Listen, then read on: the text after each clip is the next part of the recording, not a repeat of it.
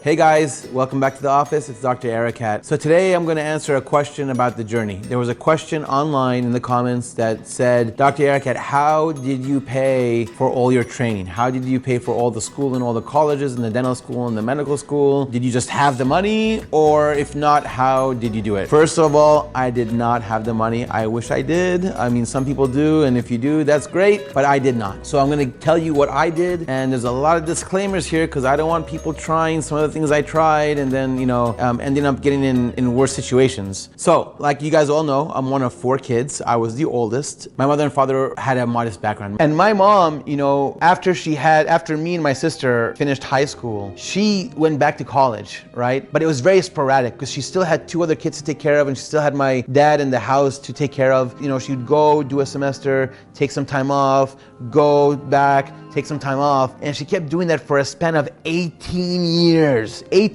before she got her degree. My dad came to the United States in 1975, with $500 in his pocket. That's all he had. He finished high school and never went to college, and he came here. And my dad's story, I'm sure, is like a lot of your guys' dad's stories or grandfather's stories. You hear these stories and you go, wow, how did they do it? How did they make it happen, right? Like my dad got here in 1975, could hardly speak English, and all he had was $500. I mean, that's it. I mean, back then, of course, it was more than it is now, but still. And I've heard my dad's story. It's an incredible story. Maybe he'll share it with you guys one day on the other channels. But living with friends and family members and trying this, and long story short, we came from a modest background. We weren't rich. Looking back on it, when you're a kid growing up, you never appreciate the sacrifice that your parents, the sacrifice that your parents put into your lives. You just don't. You just think it's expected, right? Looking back at it now, the only memories I have of my dad really are him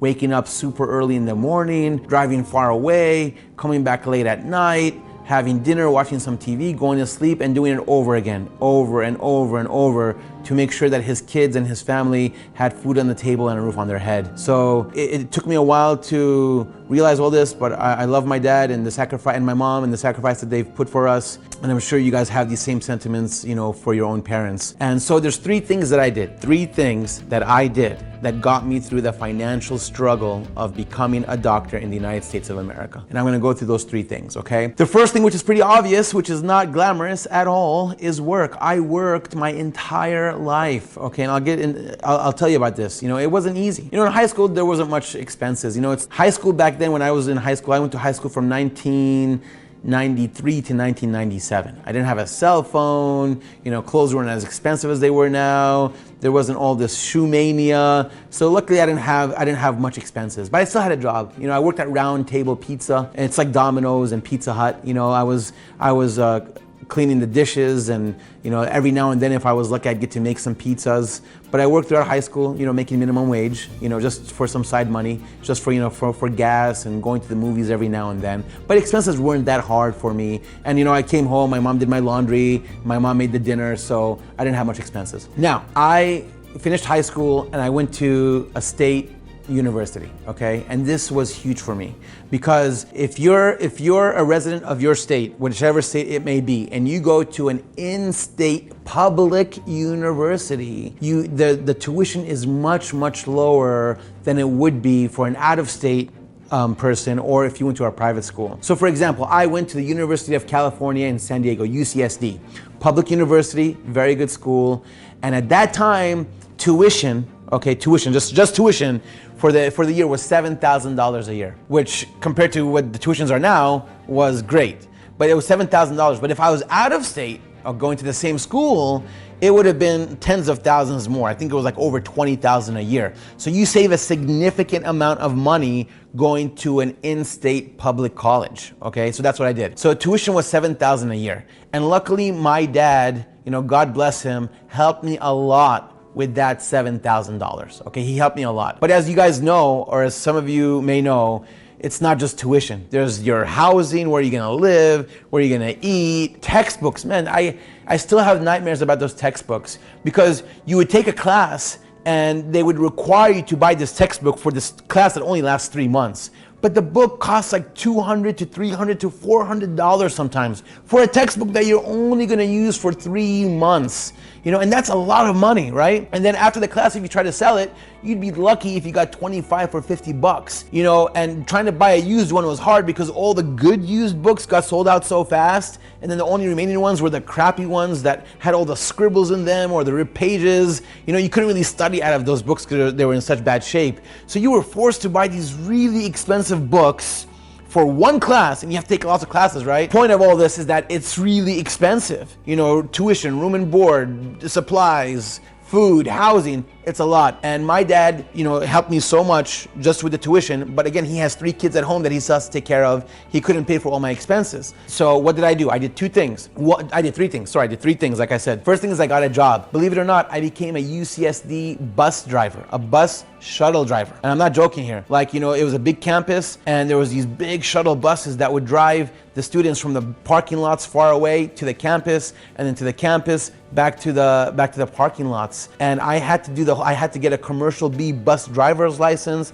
And those are some of the things I'll never forget, because I remember I failed the driving test the first time. I had to parallel this huge bus, and I completely hit the curb, and I was parallel parking, and that was like an automatic fail. It was depressing, but I retook the test, I passed, and I was a bus driver. And I worked throughout college. It's not easy. I had to work and study and figure out the hours, and it's tough. It was tough, but I had to make it happen. Luckily, I wouldn't say luckily, but they give me a lot of the night shifts, between 10 p.m. and like 1:30 a.m., where there'd be very few students going back and forth. There'd be like those little few students who were cramming late at night. So most of the time I would be driving in this huge bus by myself in the middle of the night, back and forth, just, contemplating life and who am I and all that stuff. So, those are good times. Good memories. So I had a job in UCSD, which was great. And I think it paid like $10 or $12 an hour, which is a lot of money, especially for a student. So it helped me out a lot. The second thing that I had to do, otherwise there's no way it would have happened, are student loans. And this is where I want to give you guys some advice. There's 2 types of student loans, okay? There's the federal student loans, and then you have the private student loans. And they're very, very different things, okay? You're borrowing money it's both borrowing money, but from different places. So with the federal loans, you're literally borrowing the money from the government, from the United States government. They're lending you the money and you pay it back. Whereas the private loans, you're borrowing the money from private banks. Private banks. And there's the huge differences. With the federal loans, the rates are really, really low. It's more, they make it a little bit easier to pay back. They give you an easier schedule to pay it back. And not only that, but if I were to die, and I had federal loans, the loans would be totally forgiven. They'd be forgiven. That's what my contract says with the federal loans. So if I die tomorrow, the federal government isn't gonna go after my wife or kids or assets or my business to collect that money. The loan dies with me. Whereas with private loans, it's totally different. First of all, the rates are much higher. They're very, very strict. And not only that, but if you die, they're not just gonna forgive that loan. They want their money back. They don't care where they get it from. So they'll go after your family who is still, your family who's alive. They'll go after your assets, etc., etc. And the way I think about it in my mind, the analogy, the picture that I get is like borrowing from the private loans is like borrowing from the loan sharks. Like in the movies, when somebody owes money and they can't pay it back on time, the big leader sends the thugs with the bats to break their knees and break their legs. That's kind of the picture I get when I think about private loans. They're not very safe. Whereas with the federal loans, they're much safer and much easier. So, and luckily, so what I did was I maxed out every cent of federal loan I could borrow. Like every year, there's a maximum amount of loan that you could borrow from the government. And I borrowed the very, very max to the penny that I could borrow from the government every single year. And that was, with the other thing that I did was enough. Luckily I did not have to take private loans, which, if you max out your federal loans and you still don't have enough money and you have to get the private loans, I get it. I had lots of friends who had to do that. My only advice there is that if you have to end up taking a private loan, pay it back first and pay it back as fast as you can. Just get it off of your plate, because keeping it on your plate for too long could lead to bad consequences. So if possible, just focus on the federal loans. And if you absolutely have to take a private loan, make sure to pay it back fast and first, okay? So that's what I did. So I had a job. I worked as a UCSD bus driver, throughout my college. I maxed out my federal student loans. And just so you know, till this day, like right now, I still owe $250,000, okay, to the US government for my student loans. You end up graduating with this huge debt. It's tough.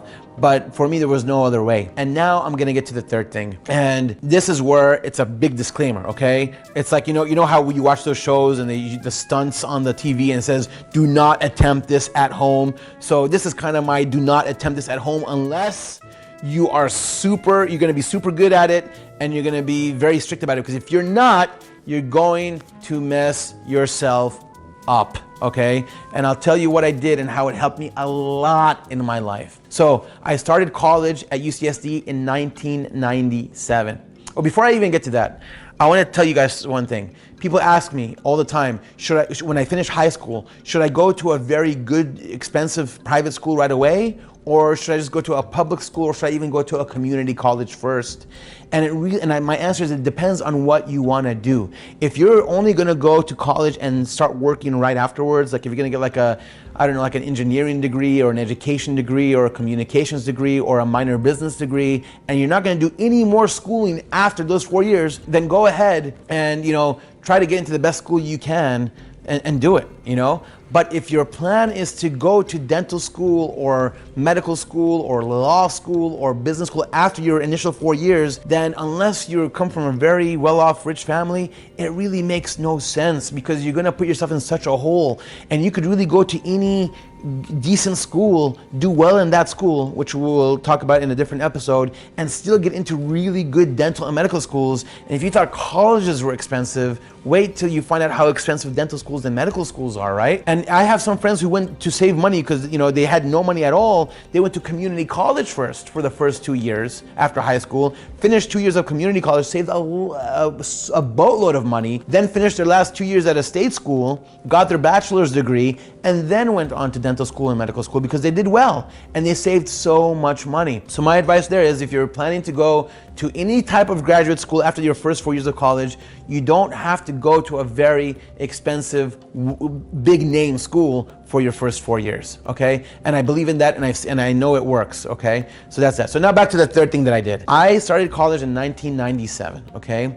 And that was the year when I was living on my own and finances were tough and my dad was helping me with the tuition. I had a job, I had maxed out my student loans, but it still wasn't enough for for everyday stuff, for minor clothes, for gas, for food, So what did I do? I opened up my very first credit card, okay? And I played the credit card game, and I'm gonna explain to you what that is, and I won that game. I beat that game, so much so that it gave me a humongous prize at the end, which I'll get to you. And let me explain to you what that game is. So the very first credit card I opened was in 1997.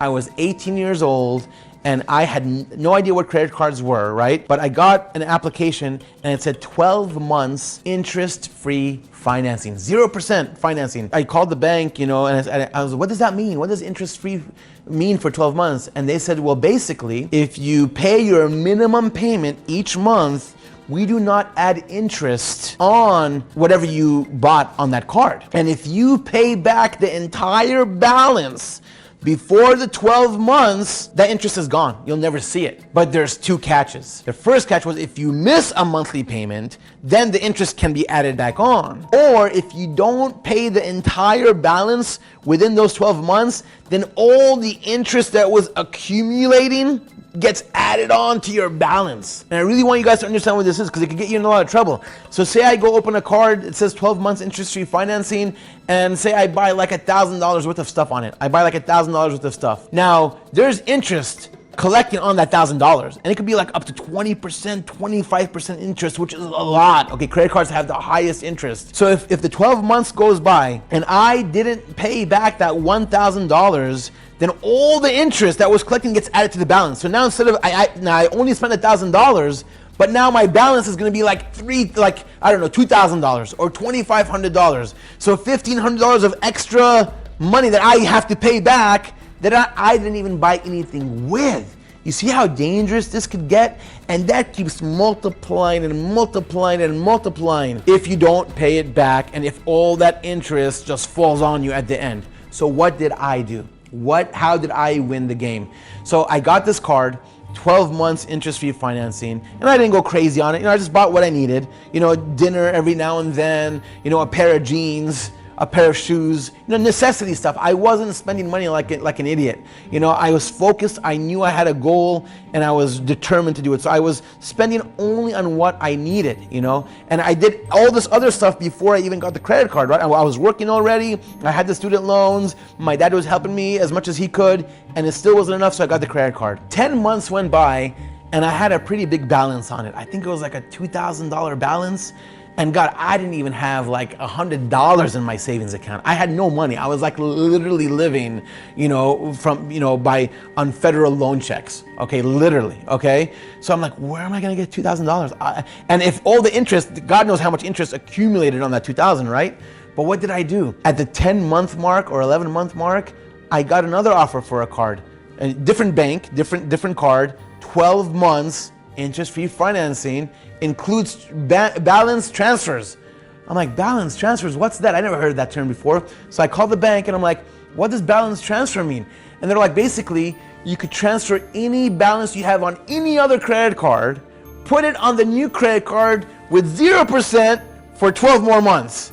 And I was like, what? I was like, this is too good to be true. So, but they're like, there's a small fee. So you pay like a $60 fee, like a 3% fee to transfer the money from one card to the other, but the interest still disappears. You never see the interest. So I did that. I called the company. I said, okay, here's my credit card number from the old one. I want to transfer the entire balance from that card to the new card. And they did it. And all the interest disappeared. I didn't pay a penny of interest.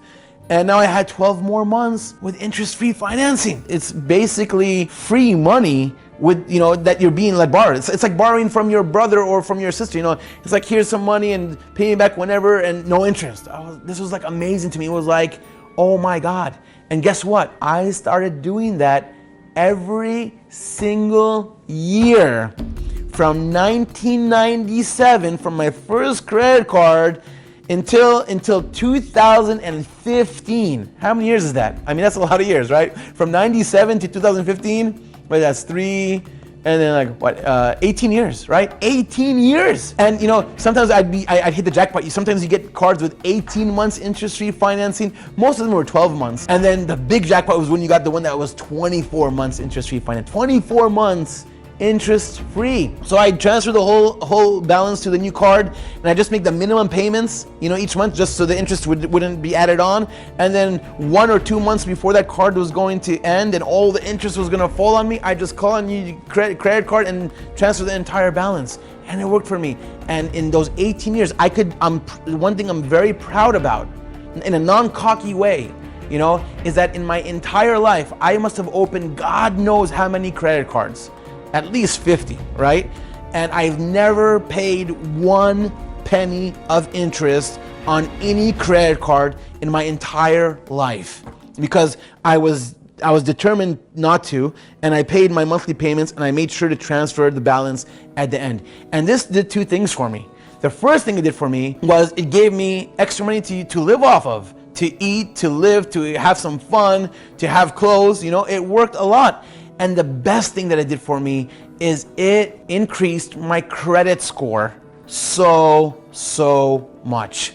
And here's a financial life lesson to you guys who are still listening to this. And the life lesson is this, and I tell this to everybody who listens, is that to live good in this country, you do not need a lot of cash and money, but you absolutely need good credit. Credit is everything in this country. It's everything. And it's going to affect every aspect of your life. If you want to go lease a car, the more credit you have, the better deal you get, the lower price you have to pay. If you want to rent an apartment, the more credit you are, the higher you are on the list to get that apartment that you want, and so forth. It affects everything. And the lower your credit is, it makes everything tough. Because what credit is, for those of you who don't know, and I'm sure a lot of you do know, is that it's pretty much an indicator of how how solid you are in repaying your loans, right? Say you have two friends, and one friend, you know he never pays back the money. You know, he comes, he goes, hey dude, let me borrow 10 bucks. I'm good for it. And you give him 10 bucks and you never see that 10 bucks ever again. You know who those people are. And not only that, but they come like a month later, they go, hey, can I get another 10 bucks? You know, and you give them more and you never see that money. So that's a bad credit score friend, right? Then you have the other people who only ask for money when you know they really need it, and they're like, listen man, I wouldn't be asking for this money, but I really need that 10 bucks, and I promise you're gonna get it back in 2 weeks. I give you my word. You give them that 10 bucks, and in 2 weeks you see that money. So that's a good credit score friend. And that's what credit score is. It's like a big stamp on your entire identity. It's attached to your social security number. It's attached to your name. You know, how good is this person at repaying back his debt? And the higher it is, the less risk people feel in giving you money. So let me give you an everyday example of how credit works. Say you and I both want to go lease a car, right? And say we go to the Honda dealership and we just want a Honda Civic. I'm just making up any car that comes to my mind. You and I both want the Honda Civic. It's the same exact car, same exact color, same exact features, same exact price. Your credit is so good, and they lease you the car for $200 a month, right? Because they know you got good credit and you have a good credit score, and they know you're gonna pay the money back. I have the bad credit score. I'm gonna get that same exact car, but they're not gonna give it to me for $200 a month, okay? They're probably gonna charge me like $2,000 out of pocket because they want some money in advance because they're already worried that I'm not gonna give them money. So they're gonna say, you gotta get $2,000 out of pocket, and say you did it as sign and drive. You didn't have to give any out of pocket. You didn't have to do any deposit. I have to. You have to give $2,000 deposit, and then your monthly payment is gonna be $350 a month. That's how bad my credit score is. So you see how it affects it? Just leasing a car, I'm paying thousands of dollars more to get the same car you're getting for way cheaper because I didn't take care of my credit. And it affects everything else in life. Renting an apartment, buying a house, getting more credit cards. If you have bad credit, you're not gonna get these awesome offers for 12 months no interest or 18 months no interest. They give those offers to the people who have good credit, right? Point is, and the financial life lesson is, protect your credit.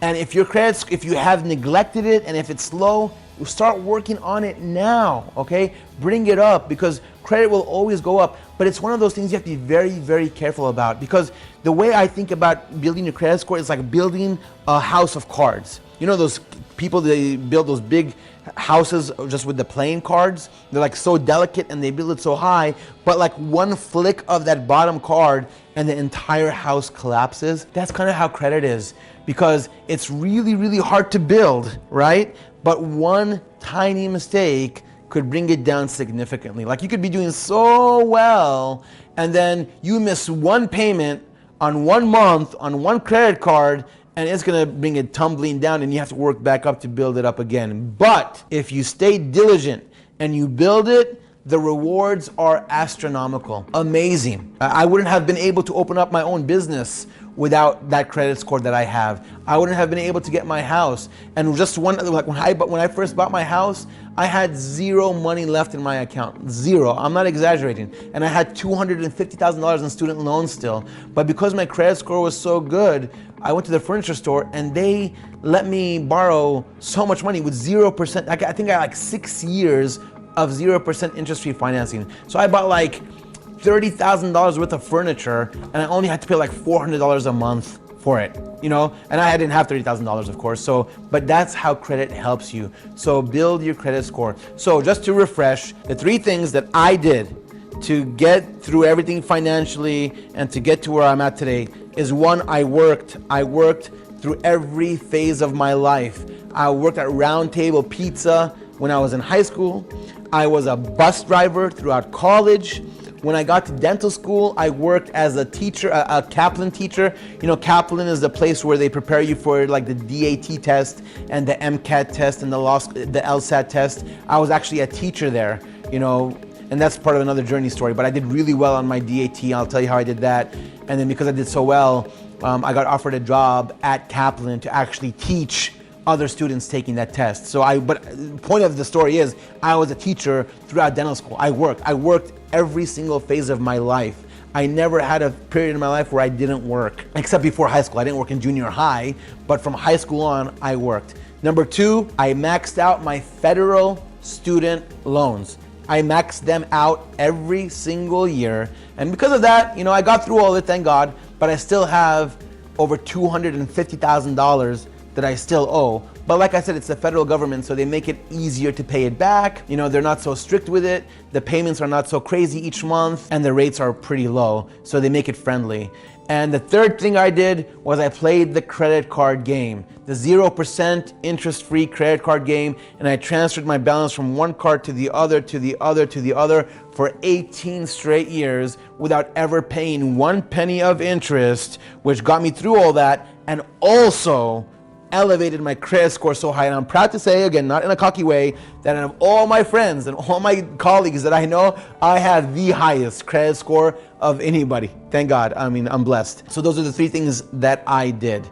And don't forget the advice about not spending too much money for undergrad if you're planning to go to medical school or dental school. It's okay to go to a lower name school or to go to a state school to save a lot of money for the first 4 years before you go to your graduate school. And the last thing I want to say, and this is a life lesson as well, and I'll be saying this a lot when I get back to the journey and I talk about the struggles that I went through. But one thing I learned through life, and I'm sure many of you have learned this as well, and this might be a reminder, not a teaching point for a lot of you out there, is that anything in this life that's worth anything, okay, is going to require a lot of sacrifice and a lot of struggle. Anything that is special in this life is going to require a lot of sacrifice and a lot of hardship. Because if it didn't, it wouldn't be special. If it didn't require that hardship and that sacrifice, anybody could get it. Whether it's a good education, whether it's a good marriage or a good relationship, right? It requires sacrifice. Whether it's good health and staying in shape, that requires a lot of sacrifice, right? Whatever it is, anything that is worth being financially secure requires a lot of sacrifice. So just remember that anything that is worth anything in this life, anything that is special in this life requires hardship and sacrifice, and that's how you know you're on the right track if you're struggling to get to where you want to be. Again, if you've stayed for this entire talk, man, I hope you guys got something out of it. I'm enjoying this. I'm enjoying sharing my past with you guys and what I've learned with you guys. I hope some of you guys are enjoying it as well. And until next Thursday, guys, stay healthy and stay strong.